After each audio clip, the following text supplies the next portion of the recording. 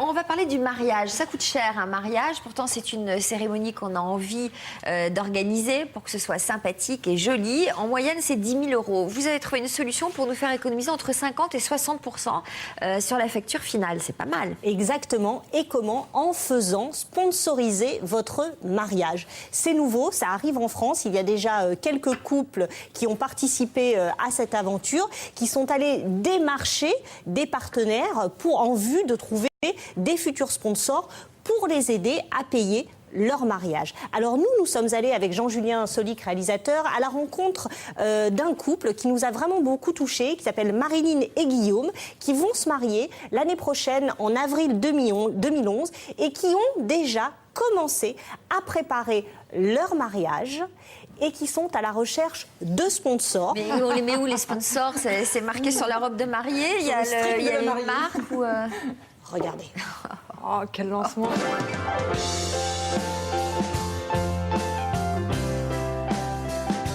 Se marier aujourd'hui coûte cher, environ 10 000 €. Mais savez-vous que vous pouvez réduire la facture par 2, voire par 3, en sponsorisant votre mariage? Alors, comment faire? Mode d'emploi avec Marilyn et Guillaume qui se lancent dans l'aventure. Nous avons décidé de faire sponsoriser notre mariage. Aujourd'hui, un mariage, c'est un budget énorme. Et on vient de faire une nouvelle acquisition qui est notre habitation, donc on ne pouvait pas se permettre de consacrer ce budget-là au mariage. On espère arriver à un coût de mariage de 5 000 à 6 000 € par rapport à 12 000 que pourrait être le chiffre normal, on va dire, hors partenariat. Alors, le sponsoring de mariage, ça consiste à rechercher tous les prestataires dont on a besoin pour notre mariage, que ce soit pour la robe de mariée, le costume, le traiteur, la salle et j'en passe, et qu'ils deviennent nos partenaires. C'est-à-dire qu'ils nous proposent de nous faire des conditions tarifaires les meilleures possibles. Et en échange, on leur propose de leur faire beaucoup de communication sur leur activité, de la publicité, etc. autour de nous.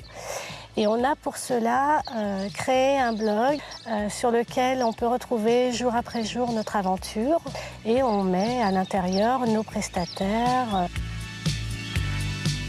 Qu'est-ce que ça vous apporte de participer à ce sponsoring? Alors dans un premier temps, quand ils sont venus nous voir avec leur projet, on ne savait pas trop où on allait. Et au fur et à mesure de l'étude de leur plaquette, on a vu finalement que ça pouvait nous apporter pas mal de communication, surtout qu'entre-temps, on a vu quand même qu'il y avait beaucoup de publicités qui étaient faites aussi bien sur les télés lyonnaises que sur les radios locales, les journaux locaux. Donc finalement, on s'est dit pourquoi pas tenter l'aventure.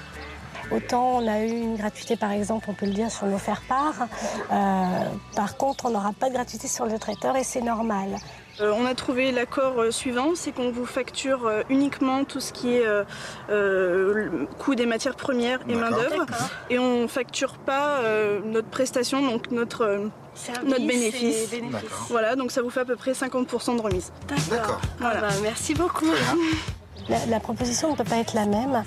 Un coiffeur peut nous offrir sa prestation parce qu'elle est peu chère. Un traiteur ne nous offrira pas sa prestation en entier. C'est impossible. Il faut quand même rester réaliste. Et si on veut de la qualité, il ne faut pas non plus chercher la gratuité à tout prix. Marilyn, quel accord vous avez trouvé avec votre partenaire, votre sponsor? Eh bien, Marjorie va créer ma robe sur mesure, donc à mes mensurations, la robe de mes rêves. Et une fois qu'elle l'aura créée et que je me serai mariée, je vais la lui rapporter. Donc on fait un système de location, en fait, mais avec une robe sur mesure. Alors vous vous êtes lancé dans l'aventure, vous êtes sponsor de leur mariage. Qu'est-ce qui vous a séduit dans cette idée? J'ai trouvé l'idée intéressante et novatrice aussi, donc j'ai décidé d'y aller et de leur faire confiance et de marcher avec eux, voilà. Qu'est-ce que ça vous apporte? De la publicité, on va dire, un moyen de communication que je n'aurais pas eu sans eux. Voilà, et c'est un bon échange. Ce qui est très important, c'est de réaliser déjà un dossier à la base expliquant la démarche du mariage sponsorisé, un 4-5 pages, mais suffisamment clair et concis. En complément du dossier, le site internet, et c'est ce qui rassure vraiment les partenaires pour entrer dans l'aventure en se disant, bah voilà, la démarche est sérieuse, donc on peut peut-être se permettre de faire partie de cette nouveauté, entre guillemets. Elle a quoi? Elle s'est mariée l'année dernière, ma soeur. C'est vrai que c'est débile. Bon, c'est quand même un boulot à plein temps, quoi. Alors, préparer c'est un mariage boulot comme ça. Voilà, Marilyn et Guillaume, là, ils vont se marier le 23 avril 2011, donc dans un an. Ils s'y sont mis déjà depuis 4 mois. C'est un investissement. S'ils résistent à cette aventure, c'est bon signe. Alors là-dedans, qu'est-ce qu'il y a de romantique? Pareil, quand on prépare un mariage, qu'est-ce qu'il y a de romantique? C'est exactement pareil. Il y a des surprises, il y a des surprises, il y a des choses qu'on ne dit pas forcément à l'autre qui se passent, etc. Mais là aussi, il peut y avoir des surprises. C'est pas un épluchage de factures. Mais c'est pas un épluchage de factures, Laurence. Il faut savoir qu'un mariage en France, la moyenne, c'est entre 10 000 et 12 000 euros. Moi, je trouve ça énorme de mettre 12 000, c'est mon avis, de mettre 12 000 euros dans un mariage. Autrefois, c'était les parents qui prenaient ça en charge. Là, je suis devient une désolée. entreprise C'est pas une entreprise personnelle. Mais Sophie, quand on se marie de plus en plus tard. Vous vous mariez à 35 ou 38 ans. Vous avez déjà une situation professionnelle. Vous allez aller voir vos parents et vous allez leur dire, eh bien écoute, je me marie, allonge 12 000 euros sur la table. Moi, je trouve ça ridicule. Donc la solution, c'est une solution. Je dis pas que c'est la panacée, mais je trouve ça une idée novatrice, très intéressante. C'est une démarche vraiment de trouver des sponsors qui peuvent vous sponsoriser, de trouver des partenaires. Marilyn et Guillaume, ils y passent énormément de temps. Ils sont très sérieux. Qu'est-ce qu'ils ont fait? Ils ont constitué un dossier, comme un dossier de presse. Marilyn va démarcher les partenaires. Guillaume a créé un blog, leur blog, et on peut suivre leur aventure au fil des jours. Ils expliquent leur petit déboire. Ils veulent en faire leur métier, ils veulent s'en absolument pas. inspirer. Ils veulent économiser. La raison, c'est les mariés tard qui, effectivement, prennent tout seuls en main. Mais même les mariés jeunes, quand les familles n'ont pas d'argent et quand on veut faire un beau mariage, c'est la solution. Vous allez voir les partenaires. On ne peut pas obtenir de gratuité. Et ça, il faut bien le dire aux gens qui nous regardent. La gratuité est pratiquement impossible.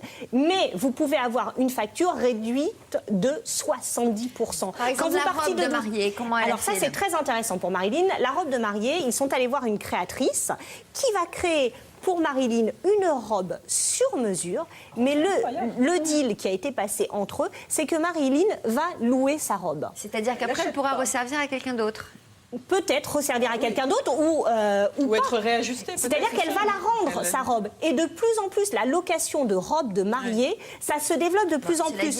Parce que ça, c'est malin. Oui, mais elle est faite sur mesure. Elle est faite sur mesure. Elle choisit son tissu, elle choisit sa forme, elle choisit tout. Là, pour le traiteur, qu'est-ce qui va se passer pour le traiteur? Eh bien, le traiteur va leur offrir une certaine prestation. Ils ont trouvé un accord avec le traiteur. La salle, c'est pareil. Il va y avoir un accord. Ils ont choisi le thème du mariage gourmand, le chocolatier. Le chocolatier va leur offrir aussi des choses. La gratuité est impossible. Mais quel est l'intérêt du chocolatier? Mais l'intérêt du chocolatier, on l'a vu dans le sujet, c'est la publicité. Ils ont créé un blog. Et sur ce blog, il faut savoir que les gens se connectent énormément sur Internet et vont sur les blogs. Quand vous vous mariez, moi je prends l'exemple de ma sœur qui s'est mariée il y a un an, qu'est-ce qu'elle faisait? Comme une furieuse, elle allait sur Internet regarder tous les gens qui se marient, les combines pour se marier, pour payer un petit peu moins cher. Donc, on voit les noms. Et quand vous allez vous connecter sur le blog de Marilyn et Guillaume, vous allez vous dire, ah tiens, j'habite dans cette région, ils sont à Lyon, tiens, le chocolatier, il fait des prix intéressants et puis ça a l'air pas mal et vous pouvez aller le voir et négocier. C'est une réelle publicité pour les partenaires. Ça fonctionne partout? Ça fonctionne, ben oui, tout à fait. C'est à vous de monter votre petite entreprise et d'aller voir. Il faut vraiment être très sérieux. Juste, Daniel, je termine. Quand ils vont se marier le 23 avril, il ne va pas y avoir des banderoles avec tous leurs sponsors. Il va y avoir... Ah bah c'est pas une tour de France. Non, il va y avoir un espace. C'est Guillaume qui nous a expliqué ça lors de l'interview. Il y aura un petit espace, une petite table avec toutes les cartes de visite des partenaires et les gens, s'ils sont contents de la prestation, eh ben, pourront peut-être faire appel à eux. C'est une magnifique page de pub. C'est une très bonne idée. Je voulais faire un appel à la mairie de Lourdes, puisque si je me marie un jour, c'est quand même un miracle. Donc je voudrais faire sponsoriser mon mariage par la ville de Lourdes.